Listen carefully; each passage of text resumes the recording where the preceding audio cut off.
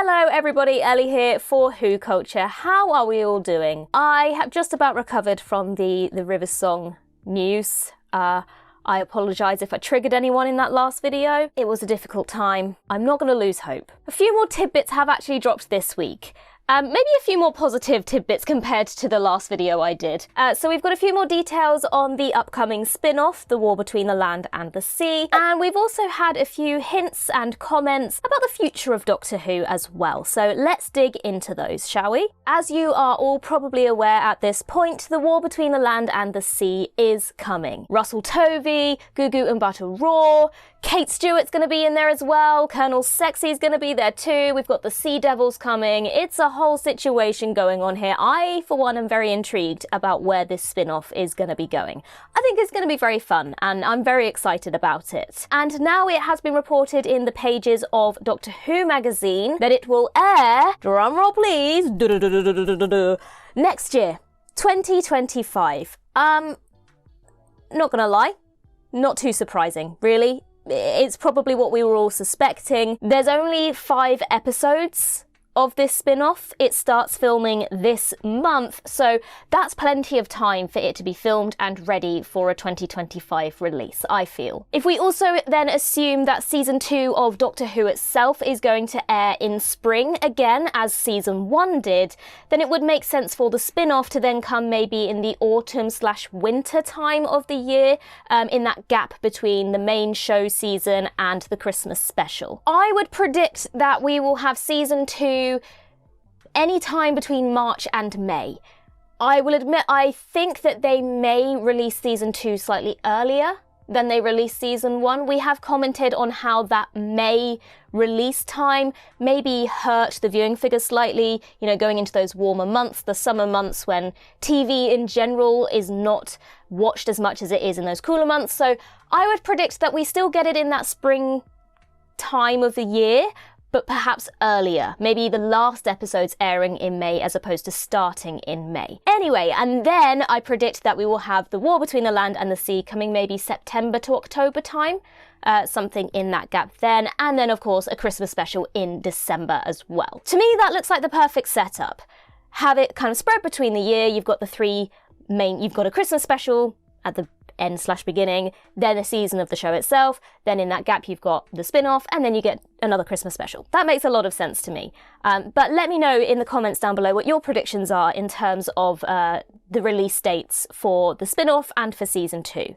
I won't say give me a prediction for the Christmas special. I think that one's fairly obvious. So something else that has been revealed about this spin-off is that parts of it will be filmed overseas. Now, we don't know any specific countries or locations that will be used for filming, but I think it's a really good idea to film overseas in terms of increasing the kind of scale and scope of the show. I mean, some of the most memorable, and note here I'm not saying necessarily the best, but certainly the most memorable Doctor Who stories are those that were filmed internationally. I mean, if you think about The Impossible Astronaut and Day of the Moon and The Angels Take Manhattan, they were all filmed in America. They looked fantastic, they had a very distinctive look to them because the extra attention was made to film in the correct locations. The same goes for A Town Called Mercy, which was filmed in Spain. It just gave it that extra authenticity to the vibe that the episode needed. And then even if you go back to the classic era of the show, City of Death being filmed in Paris actually really made that story stand out compared to others. Ultimately, it just kind of provides a different flavour, a different feel, something that you can't really get by sticking to filming in locations in the UK or inside Bad Wolf Studios. Yes, it's the story that's going to matter over anything else, but I think this will make The War Between the Land and the Sea just feel a little bit more special, a little bit more epic, and like a lot more thought has gone into it. And I'm excited to see what countries they end up filming in. I also think the fact that they are filming overseas really intrigues me in terms of what the story is going to be.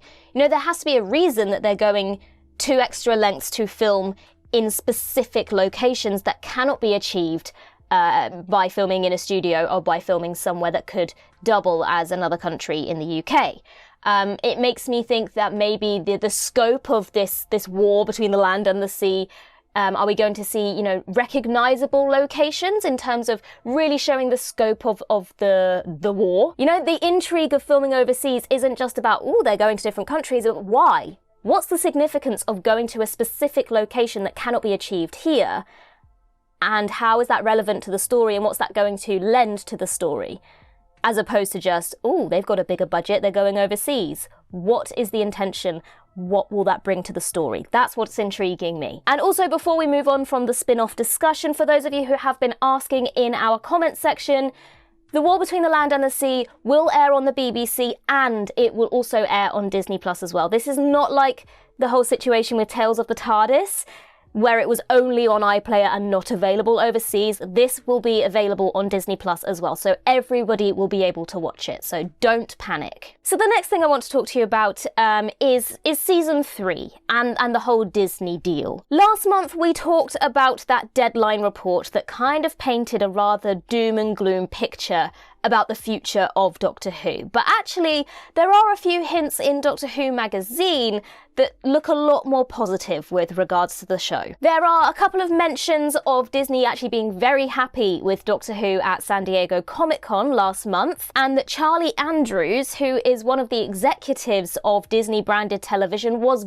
buzzing. The president of Disney branded television also invited the Doctor Who team to a celebration of some of the other Disney shows, such as Futurama. So it all seems like happy families over there. It seems like everyone's getting along. It doesn't seem like there's any animosity or there's a dark cloud looming. From the outside looking in, it very much looks like it's all smiling faces. The thing that I would say is more interesting, though, is the bit about Russell T Davies and Julie Gardner having dinner with the BBC's commissioning editor Nick Lambon while they were still stateside. Now, obviously, we don't know what was discussed. To be a fly on that wall would be something, I am sure. But Julie does write about it in Doctor Who magazine, and she says, hush spoilers. So that to me suggests that there were some juicy conversations happening. Now, on the one hand, of course they are going to say all of this positive stuff. Of course they're going to paint a really nice picture. Even if the house was on fire and burning to the ground, they're not going to tell us that, are they? But on the other hand, it is entirely possible that things genuinely are as rosy as they seem. I think what really struck me about this situation in particular is, why is the BBC's commissioning editor making the trip to San Diego Comic-Con with them? I mean, yeah, okay, sure, he's invested in Doctor Who, and maybe he just wanted to go and enjoy the celebrations as well.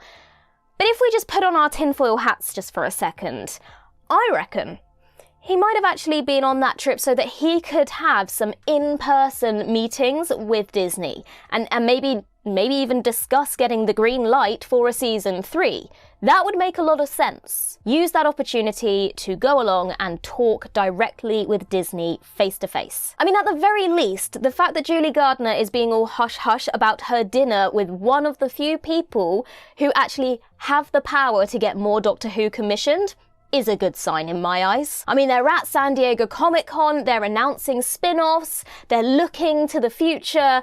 I think conversations were had. I think positive conversations were had at this dinner. Now, I might have mentioned this already in the video where we talked about the deadline report, but I would not be surprised if all of that negative noise that we did see actually turned out to be way overblown and way out of proportion. Exactly like the whole situation with Millie Gibson earlier in the year. You know, the whole Millie Gibson's been fired, Millie Gibson's being replaced, Millie Gibson is problematic, XYZ. Overall, I don't think we have anything to worry about. I don't have any doubts that we are going to have more Doctor Who.